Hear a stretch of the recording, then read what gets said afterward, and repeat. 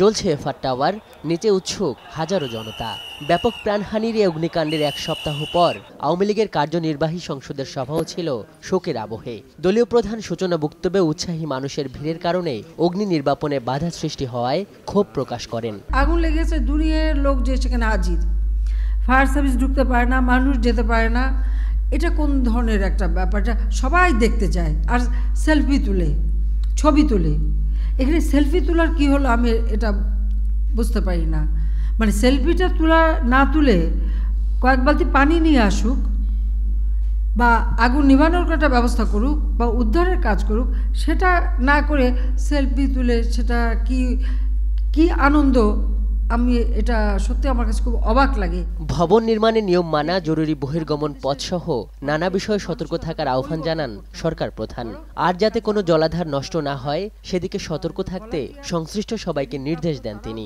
বনানী লেকটা তো বন্ধই, মানে বিএনপির আমলে ওটা বন্ধ করে সবাইকে প্লট, সবার বাড়ি বিএনপি পল্লী হয়ে গেছে সেখানে। তো এইভাবে মানে জলাধারগুলি এক এক করে ধ্বংস করা, এটাও তো এখন এটাও সবার বোঝা উচিত যে আগুন লাগলে পানি নাই, ভূমিকম্প হলে কোথাও গিয়ে দাঁড়াবার জায়গা নাই, তাহলে অবস্থাটা কি দাঁড়াবে।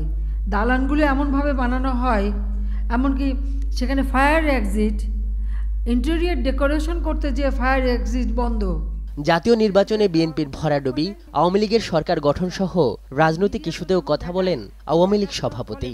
বিএনপির কোনো নেতাকর্মীর বিরুদ্ধে মিথ্যা মামলা নেই উল্লেখ করেন তিনি। অগ্নি সন্ত্রাসের সঙ্গে সম্পৃক্ত ছিল, তাদের বিরুদ্ধে মামলা হয়েছে, মামলাগুলি এখন চলছে। যদিও এখন শুনি আমরা যে তারা খুব চিৎকার করেন তাদের বিরুদ্ধে মিথ্যা মামলা। একটা মামলাও কিন্তু মিথ্যা না, কারণ তাদের যে অগ্নিসন্ত্রাস এবং সন্ত্রাস, গ্রেনেড হামলা, অগ্নিসন্ত্রাসের সাথে জড়িত, তাদের বিরুদ্ধে তো মামলা হবেই।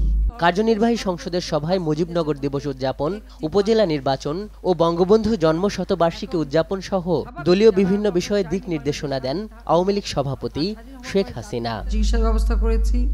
আজহার লিমন, সময় সংবাদ, ঢাকা। যেখানে এভাবে কোনো আগুন